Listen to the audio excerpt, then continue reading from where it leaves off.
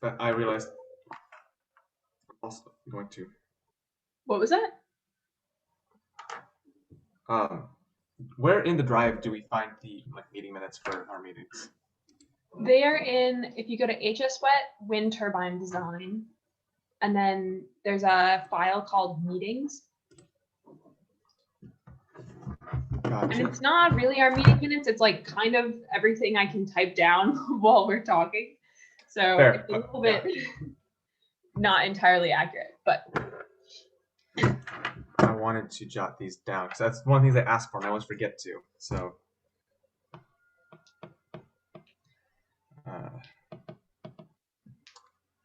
Okay. Okay.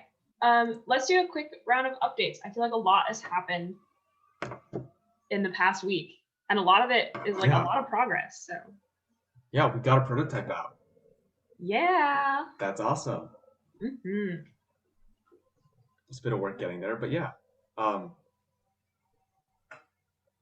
We're able to design a machine and then create the parts for the gearbox, attach the shafts with the bearings, and or get the press fits for the bearings onto the shafts, attach the gears on top of that, and then construct and get a qualitative test, or not qualitative, quantitative test of how the generators and gearbox system works in the tunnel. Mm-hmm. Very exciting. And with that in mind, we can now move on to testing efficiencies of the gearbox and yeah. That's the most important on my end. We did things.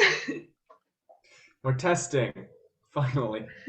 Testing. Testing 1, 2, 3. Yeah, definitely. One thing I'd like to add is last week on Friday, I met with Kristen, who's one of our GE mentors, about kind of the iterative process of designing a generator relative to blades and blades relative to generator, which is something the team has really been, I've really been struggling with since we started the project. And she gave some amazing clarifying advice about how generators intersect with blades, and vice versa. Is that something you'd be interested in hearing about? Or yes. Okay, cool. Yeah, I think this will be especially helpful if you keep working on the generator or on the project next year. Yeah. So basically what we talked about is, let me pull up a notes document and share it with you. And pull up my tablet.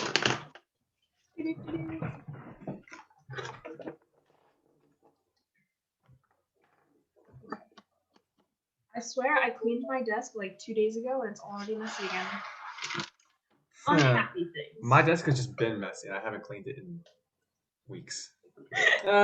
Well, the thing is, a lot of my stuff on my desk has a place to go on my desk, so it's I kind of just move stuff around on it. Okay. Here we go. Share screen. So, how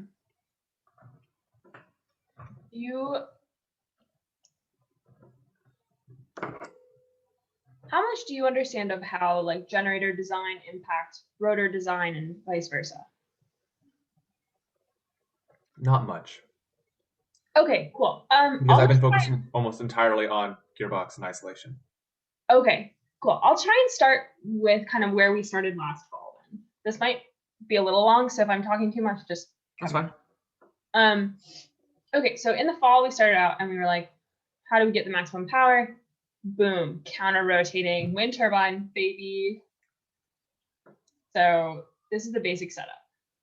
And we've got, if the wind is coming from this direction, this is all stuff you know. So this is the wind. You've got your front rotors, your back rotors, and your gearbox, or generator, sorry. And these are connected by things that spin. Right? Right. When we first started looking at design, what we did was we looked at this as like a we made like a power flow diagram, basically, which you did for the gearbox. So we started with, okay, so there's, wow, I did this convention wrong. This should really be flipped. But oh well, this is gonna be a little confusing. We'll use colors. So you have your wind. The convention being the direction of the rotation.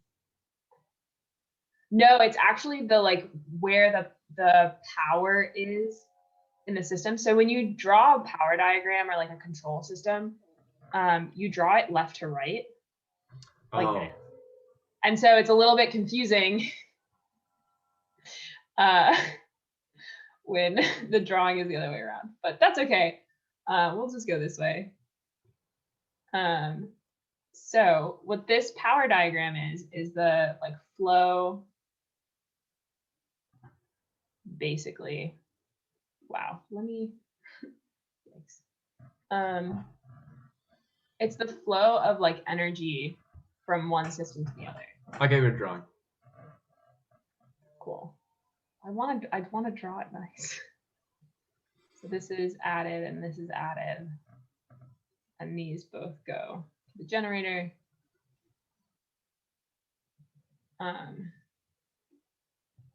this is the front rotor, and this is the back rotor, generator, and this becomes electrical power. Right. Right. So your power in is the power from wind. This is the power of your front rotor. This is the power of your back. Oops, I put this in the wrong spot. No. This is the power from your wind, which is the output from this box. And this is the power from the back, which is the output from this transfer function. Oh, hello, dads. And you sum those, and then those go into the generator, and then you have the power of your generator, which is electrical. Right. And so the way that we were thinking about this was like each of the blades has an efficiency. The generator has an efficiency. So we know like the torque and the RPMs into the generator based on the blades, and we can find the voltage and current from that, which are the two forms of power. So you remember this. But the issue we were running into was the RPMs that the blades can spin at depend on the torque from the generator. The torque from the generator depends on the power output that we want, which depends on the voltage that we have, which depends on the RPMs, and so there's a lot of interdependencies, and our team was really struggling with like how to figure out these interdependencies because we didn't have the tools to do that. And so in the fall, a lot of what I did was like try different ways of modeling this. I was looking back, it was a case of like trying to reinvent the wheel. So that's what all of those scripts were. Trying to what? You cut out. Trying to reinvent the wheel. Mm. And so this meeting last week with Kristen was basically like, how do you do this in the industry? Was what we talked about. And what they do, it turns out, is when you take a set of blades, so here's a blade, right? Like one of the ones that we have for the team. This airfoil, which is like S10, blah, blah, blah, blah, blah, has a set of performance characteristics. And you can find this in the software called QBlade, which Owen designs all of our blades in. It's an open source software for like rotor and blade optimization. Gotcha. That works with some like fluids things like blade element momentum theory, called BEM, and some other calculations. But that's like basically how blades get designed. And in QBlade, as well as in industry, you can make a plot called a arrow plot. And this is what Kristen described to me. So this is an arrow plot. On the y-axis, you have your angle of attack, or in our case, this would be pitch. So this is your pitch angle. And on your x-axis, you have the TSR. Do you remember what TSR is? Tip speed ratio. Yeah, exactly. And do you remember what the like equation for it is? No, I do not. Okay, that's okay. So the tip speed ratio is the linear velocity of the tip of your blade divided by the linear velocity of the wind. Oh, right. Okay, it was just that. Yeah, and so over a range of pitch angles, you'll see different TSRs. And the arrow plot is a contour plot. So what that means is it's like series of circles. And I'll explain what circles are in a second.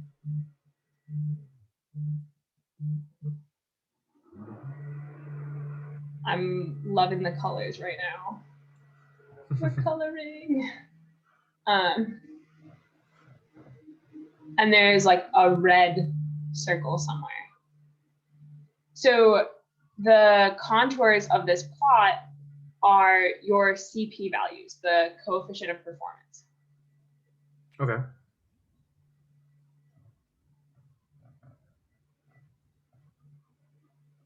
The coefficient of performance is similar to the efficiency for your rotor system.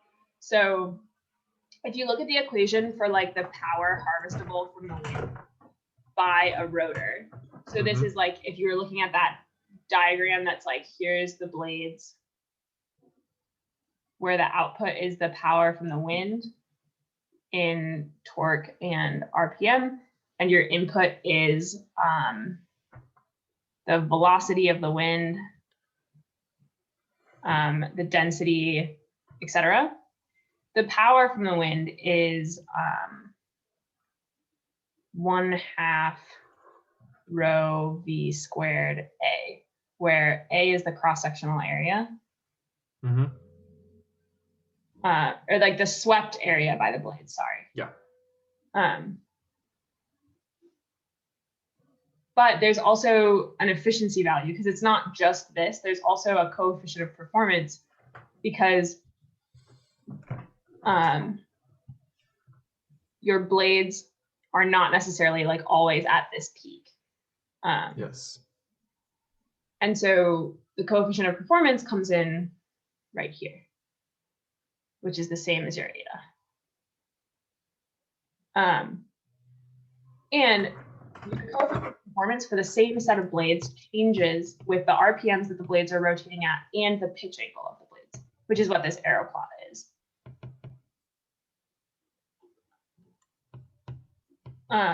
Right. So this is what, and Owen is actually currently working on pulling an arrow plot from QBlade for us.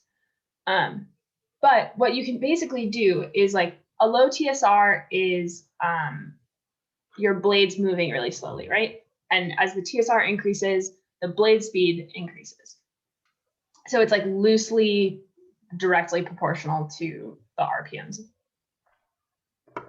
Yeah. So what you do is you can trace a line where like you can see what your TSR will be if you pitch your blades at a different angle. And you can trace the like shortest pathway to this maximum coefficient of performance based on the results of these arrow plots. Are you following with that? I don't quite follow how you get to the maximum coefficient of performance. That's the red spot, right? Yeah, that's the red spot. So the maximum coefficient of performance happens at a given TSR X and a given pitch angle Y. Right. We want to get there assuming our blades are starting up at omega equals 0, we know our TSR equals 0. Yeah. Right? So to get to our coefficient of performance as quickly as possible, we know we need to change our blade angle y with respect to the TSR. So like when there's like a function for the like quickest way up this contour, Gotcha. which relates your pitch angle and your TSR. Okay. And so this is kind of like the startup for your system as you're like pitching and pitching and pitching to get to the TSR where you're like at your max efficiency. And then what happens is if the blades start going like faster than you need, you pitch them back. And if they start going slower than you need, you pitch them more to kind of like stay at that optimal value. Right. What this translates to for a generator is you take this TSR. So we know like what the kind of like optimal TSR is. And you can find the RPMs because we know that they're directly proportional for any wind speed. So you can calculate the RPMs of the system. And then you can look at the direct drive case, which is where the RPMs of the generator are equal to the RPMs of the rotors or the blades. And then you know like exactly what RPMs of the generator you're looking for. So I did that. I threw an Excel spreadsheet together that was basically like, given this TSR, here's our range of wind speeds we're looking at, like 2.5, 5, 8, 11. Mm-hmm.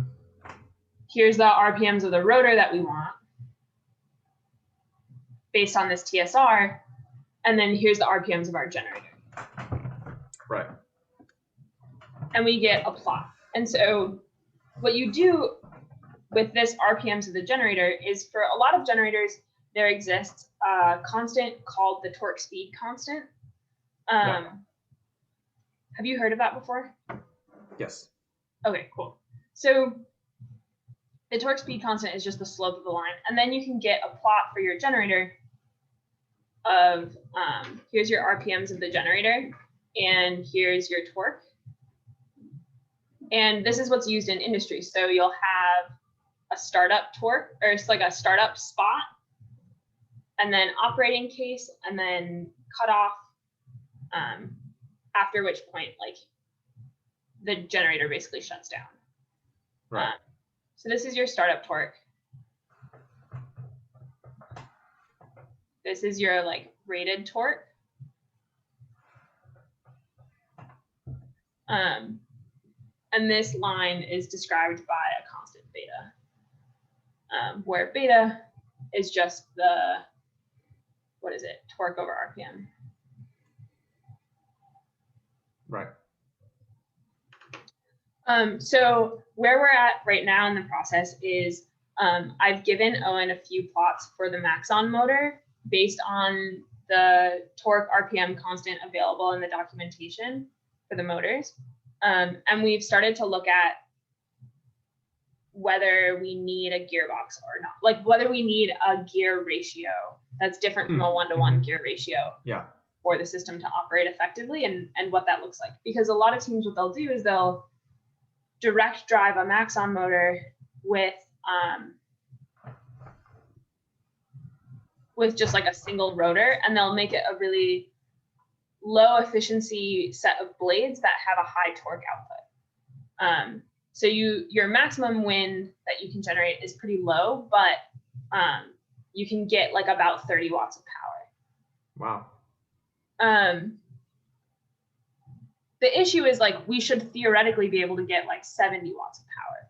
But the issue that we've seen so far is that this torque, so like the reason that we're getting so low power right now is because our blades are optimized for one set of RPMs, right? Like here. And our generator operating case, like to get to those same RPMs, the generator is actually like needs torque values up here. And that was like an analytical tool that we didn't really have before that we have now. And so what I'm looking at right now, and you're welcome to help me if you're interested in it, is how do we get our torque values lower while still keeping our efficiency of our generator pretty high? Because the efficiency of the generator changes with RPMs, and I think you've seen this plot. So if we looked at like an efficiency plot for the generator with RPMs, it looks like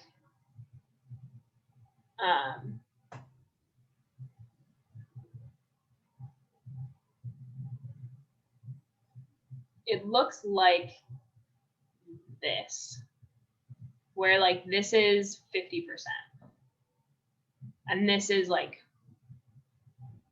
91% or something. Yeah. So if we're in that low RPM range, we're going to have a really low generator efficiency, which is a problem. But if we have a high RPMs, we need more torque, which is also a problem. So we're in kind of this interesting middle zone right now. Yeah. Gotcha. Yeah, I was thinking about that situation with the gearbox, and my first thought was what we could do is kind of do what we had thought of doing initially with the right bevel gears, where you take the basically we would take we would make the number of teeth on the gears attached to the rotors to be bigger than the gears attached to the because that way they'd both increase the speed of it a lot. Yeah, what you're saying is this, right? Big rotor gears, small generator gear.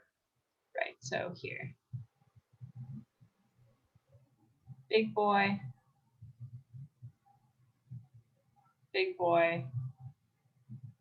small boy, right? Yes. So the great thing about this is you're right. You get a higher generator than you get a higher generator RPM than you get rotor RPM, which is related by eta. But the issue here is that the torque of the generator is the inverse. So if the omega generator is greater than the omega rotor, the torque of the generator is going to be less than the torque of the rotor. Yeah. So we're increasing the torque on the rotors by a factor of the gear ratio.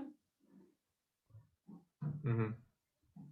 But if you look back at our plot, one of the issues that we're having is that for our rotors, we want them to be at like a pretty high RPM. The rotor TSR that we're like aiming for is around 4 or 5 relative to wind speed. Right.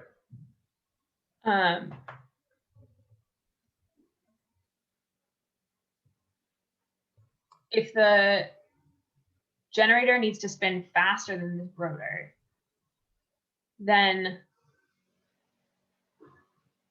we're effectively kind of like pushing the case of bigger, less efficient blades that produce more torque further, which is also decreases the efficiency of the system. Yeah. So like the CP of the blades goes down with the torque capabilities going up. Right. The generator, similarly, the efficiency goes down when the RPMs go down. Yeah.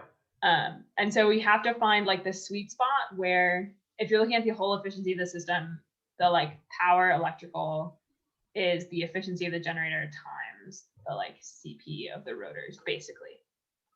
Yeah. Where these are both functions of omega and torque.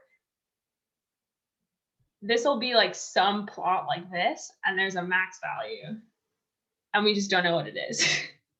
Yeah. And so it's a really interesting problem. And actually talking to you about it, I think I have a better idea of how to do this now. Awesome.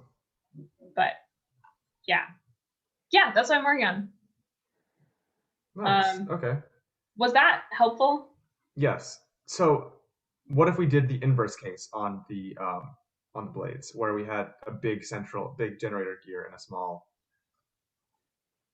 because that would have larger torque, and I know that decreases the generator efficiency, but it also gives it more torque to the generator, which is where we need the big startup torque. Yeah, no, I totally agree. Oops, sorry. This case is what you're talking about, right? Yeah. And then here's your generator. No, I totally agree. I think this might be the best option. So we can get it spinning fast. We can get it to spin fast, I think, with just an increase in gear ratio still, because the blades move fast. So. Yeah, definitely. I think it's a matter of like figuring out this equation. So like, what is the function for eta as related to torque and RPM that we know? And like, what is the function for CP as a value of torque and RPM? If we can find both of these equations, then we're set, we're golden. We just like find the max of the function and we're done. Mm-hmm. But this function, especially this torque value, is like doesn't really exist. We can like get data from simulations in Qblade, but it doesn't exist as like a independent function. And so we're left in like a little bit of a guessing area, if that makes sense. Mm-hmm. But we do know eta as a function because we have all that data online that we can look back at. But yeah, I totally think that you're right that this is the case we'll need to go with. And my thinking looking at this is, it'd be nice if we could test multiple gears, multiple base gear sizes, multiple generator gear sizes.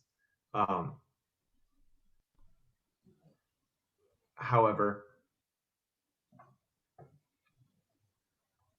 the current design that we have is for one setup.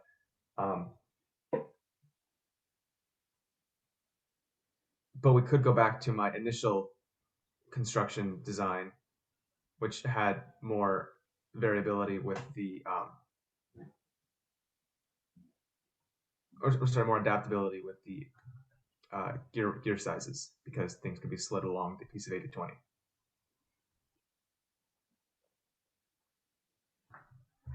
Yeah, can you take me back through that design?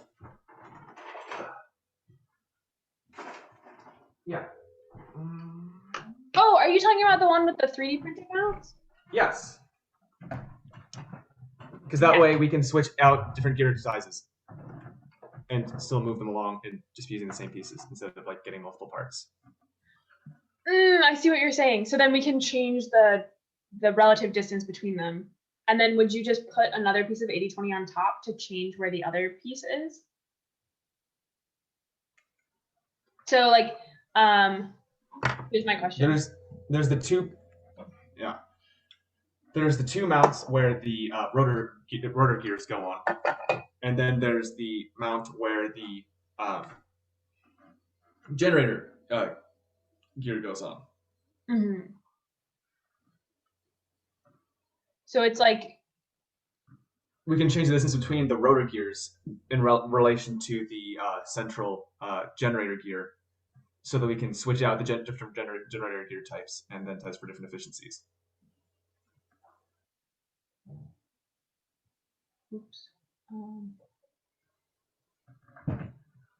Yeah, so this is the variable one you're talking about, right? Yeah. I'm wondering, would it be helpful to have another piece of 80/20 here that slides, if this is the Z, this is X, and this is Y, that slides in the Y direction for our the generator mount. So this is like, this would be your generator. Mm-hmm.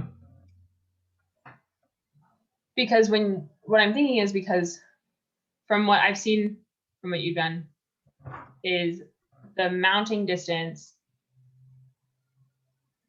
between this guy and this guy, that distance changes with this radius in the same way that like this distance and this distance change, right? Right. Oh, I see what you're saying. I didn't see us switching the size of the rotor gears, but we can definitely also do that. No. Oh, are you just changing the generator gear? Yes, that was my thought. First, that was my Okay. first thought. But we can also try doing that. But that's also more money and more tests. That's okay. That's like kind of the goal of what we're doing. Fair. I don't like spending money. We have so much money. We have Okay. so much money. And Nathan is basically like, I will give you more money from senior design. So Okay, cool. Yeah. Having a variable piece of 80/20 for the generator gear mount would also be amazing. yeah. Would you want that? Okay, cool. I really like this idea. I think if you, what do you need from me to make this happen, this testing?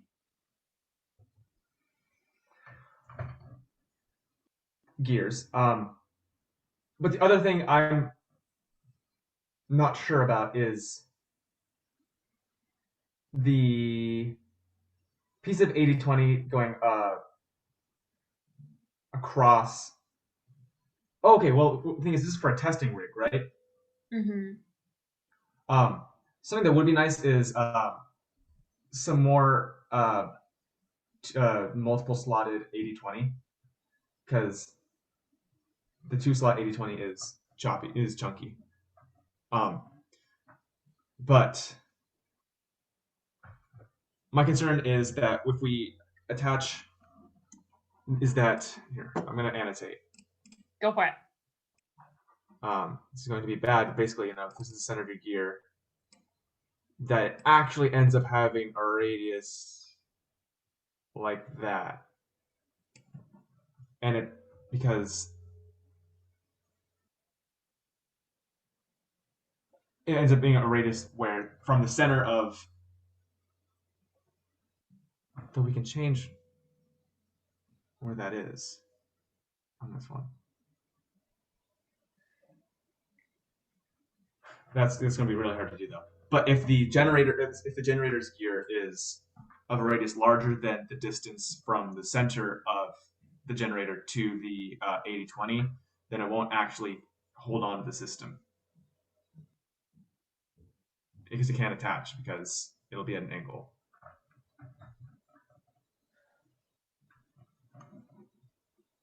Because of like this down here.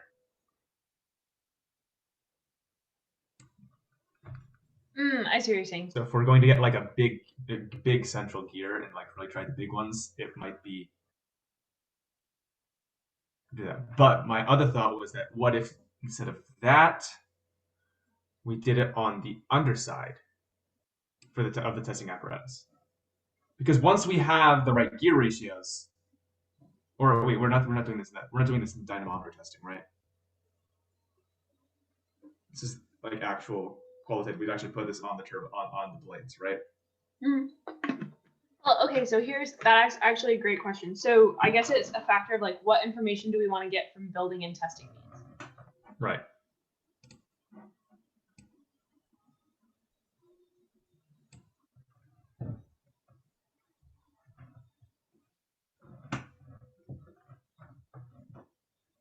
And I guess I'm asking you, what do you think are the like questions we can answer by building these? Well, we can definitely get a. We'll be able to get a gearbox ratio if we try. But Can you say more about that? no, not gearbox ratio. Freaking efficiency. Yeah. That's what I meant.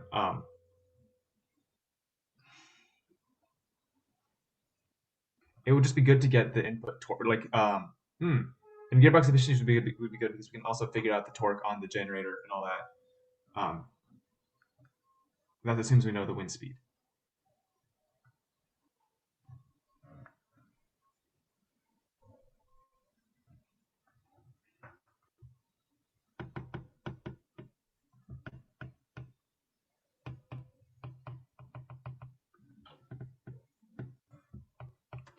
Yeah, no, I agree with that. This is like probably the thing that I think is like most valuable that we can gain from building and using the gearbox. Mm-hmm.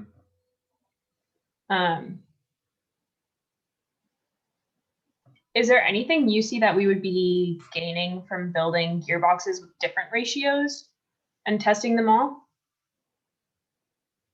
To gain, well, we'd get a better idea of what is most efficient or what our peaks are in our system.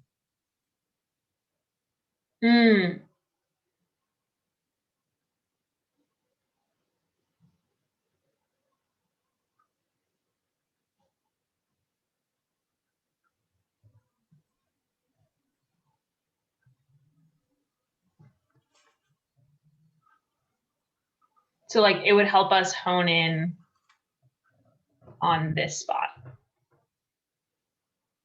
in the like data system case. Because there's some gear ratio where it's at its peak. Is my thought. Yes, I'm following you. So right now we've got like the 1-to-1.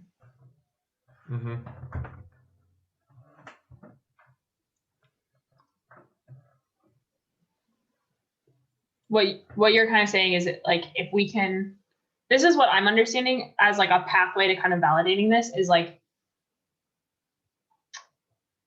if we can estimate this,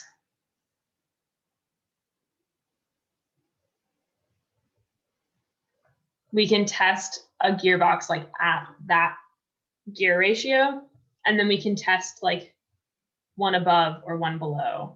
Exactly. Guess and check. Yeah, okay.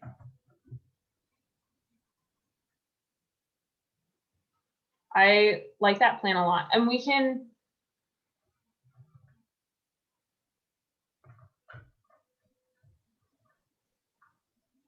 I think we can probably take the efficiency that you estimate for, or that you get for the gearbox that we currently have as like the approximate efficiency of any gearbox that we have. Okay. Since that is just like the factor of, it's more the bearings. Yeah, the number of bearings and number of gears. Yeah. And we can derive the torque on the generator and wind tunnel testing with our current setup as well. Mm-hmm. Oh, we can. Yeah, so this is something I was talking about with Annika and Owen, which is like the torque on the generator and the wind tunnel testing. There's a kind of a few steps here. So the first one is like, does the front rotor behave the same way, irrespective of what the back rotor is doing? If that's the case, then we know what the TSR of the front rotor is, and we can derive the like torque and other characteristics for that front rotor from that value. If you know Right. that, then if you put the two into a gearbox where you already know one input and you know the RPMs of the back because they're coupled 1-to-1, and you have all of your generator output data, then you can figure out what the torque on the back rotor is and figure out like what the approximate TSR is and kind of like the performance of that back rotor. Which is what we've been like trying to do, but we're running into some like sensor issues and things like that with this validation testing. Right.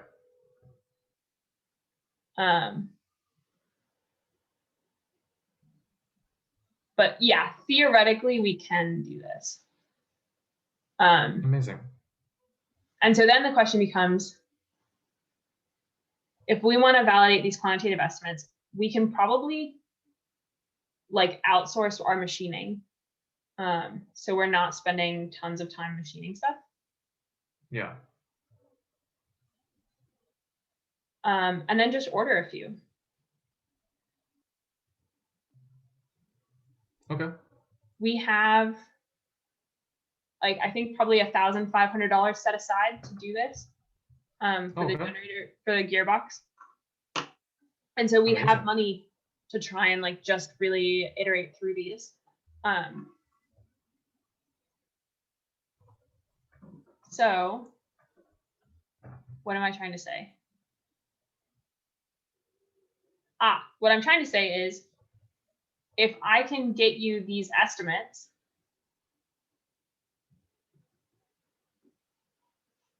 how would you feel about like designing a few more gearboxes to be machined elsewhere? Yeah.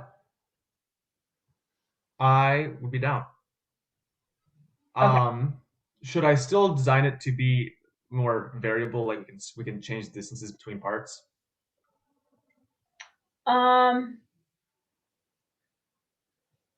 Or should I just do it where we find gear ratios and dimensions of the gears and how they would mesh together, and then from there decide what size the pieces should be?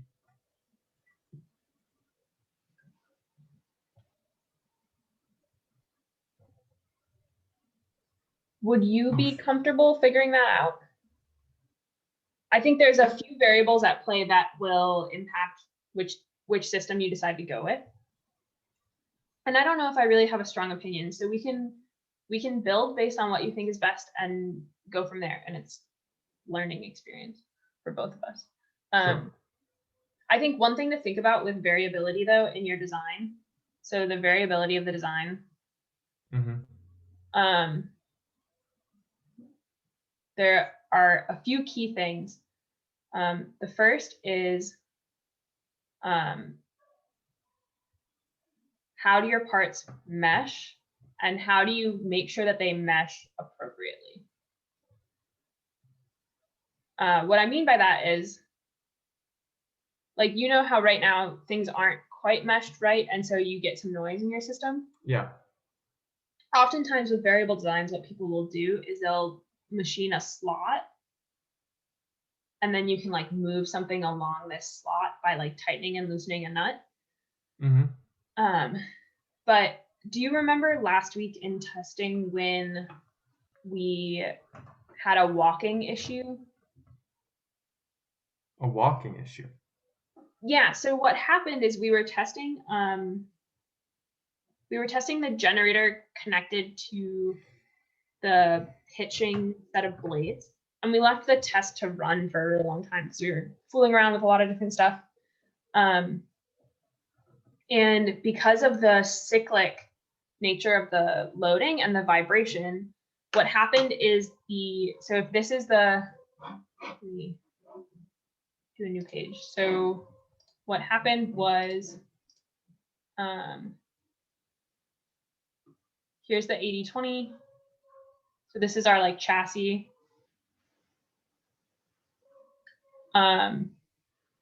This is the pillow block, or sorry, it's not a pillow block for the rotor. So the rotor comes up here. And then this is the generator. The vibration of this system back and forth and these blades up and down caused this block to walk. So it basically it wobbles back and forth. Gotcha. And actually, if you look at it from up, like from a bird's eye view,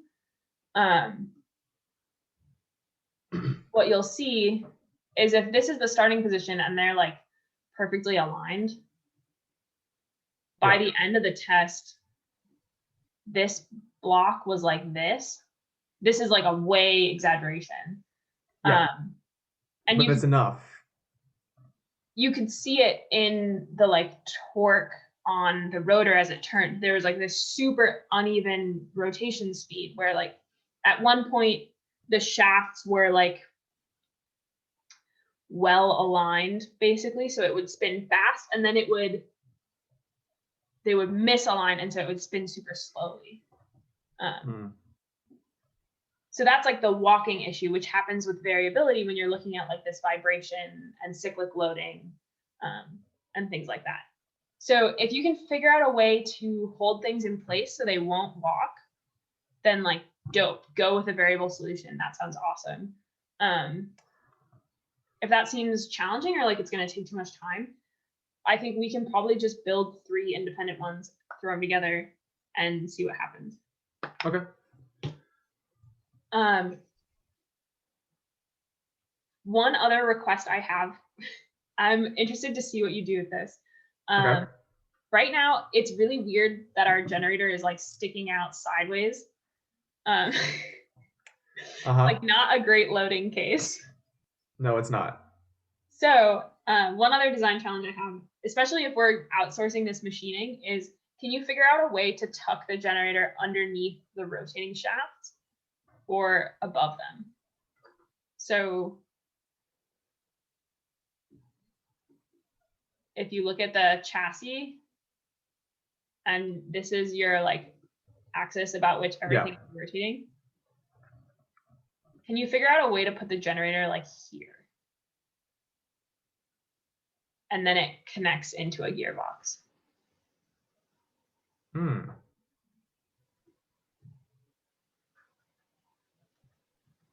Yeah.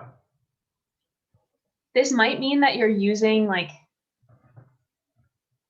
a different type of gear. It might mean that we have to go a custom gear route, which would be wild, but we can do.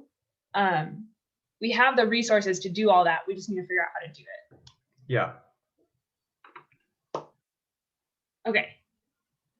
So for this week, what are we doing? Designing more gearboxes for multiple test iterations. Try and hone in that efficiency.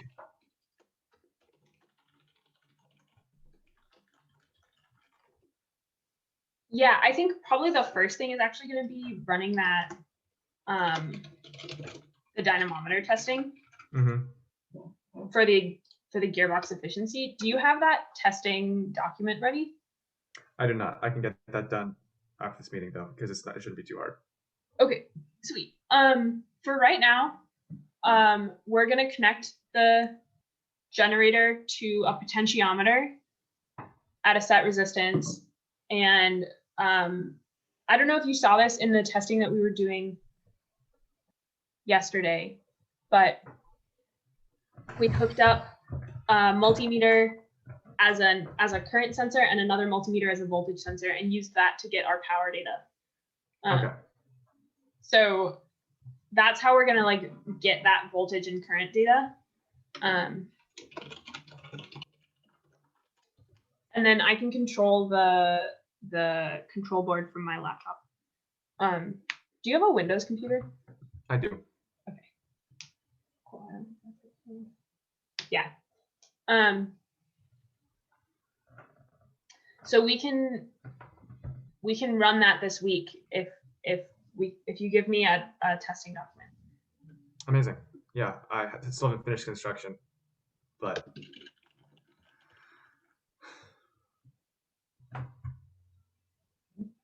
yeah, I am still running into the problem that I don't really have a lot of material to build with, because with the with the two slot 80/20, it's really wide, and so it's hard to. I guess it's really wide, and if I put them, so I can't put them inside of the generator or of the gearbox system because two pieces won't connect. But I can't also conversely put them on the outside of the gearbox system because the shaft that requires another shaft connection because they won't reach the dynamometers. The dynamometers move. Yes, but they can only get so close to the gearbox because if the 80/20 is on the outside of the gearbox where it's mounting to. Okay, I think I see what you're saying. Because I have to use the 80/20 longwise so I can get the variable attachment. Yes. So, okay, so there are a few options. One is we can reprint the mounts for the dynamometer based on what you need. So if you need those dynamometer motors closer, we can remake the 3D printed mounts so that they like mount directly to the 80/22 channel or whatever you need. You're welcome to just go into the files and adjust that stuff. Okay. The other thing is we can always order more material. So like if you need a different type of 80/20, just hop on their website, find it, look through their catalog and say, oh, like I need this kind, and we can order that for you. I might like message you and be like, hey, I don't fully understand what you need this for. Can you talk it out? But I'm never going to be like, we're not, Zach, you're not allowed to spend money. Yeah. Okay. Yeah. Some multiple channel single spaced 80/20 would be useful for this. Yeah. So hop on their website, find the order number, tell me how much you need, and I can submit that order. But just like send me the details of the part that you need. So like if you want those slide in tabs so you can mount more things to that base. Oh right, yeah, those. You can purchase those and just let me know. Anything like that is totally fine. Just send me the part numbers and the quantity that you want. Okay. Cool. Sounds good. I would also say it might be easiest if you design some of that in SolidWorks. So just like build it all together in SolidWorks. Yeah. It might be a little bit easier than like because you have freedom to use parts to build it that you don't necessarily have in the space. Yeah. For sure. Okay. Awesome. So we're going to get the dynamometer testing up and running hopefully this week. And then you're going to work on designing more gearboxes for the test iterations. I will get you estimations for the gearbox ratios that will give us peak performance. And I can get to getting those gearboxes. What's up? And I can start doing the gearboxes once I get those. Yes.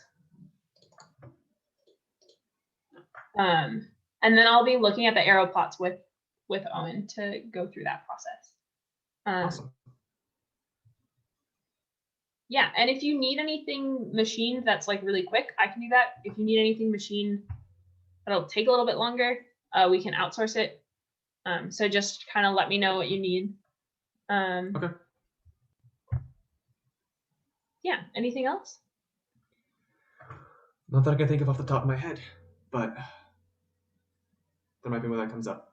But I also know that you're easy to reach Sometimes. most of the time. How are you feeling just like in general about the stuff you've been doing on the team and the design work that you've done and stuff? Um. Here, I can stop the recording. Okay.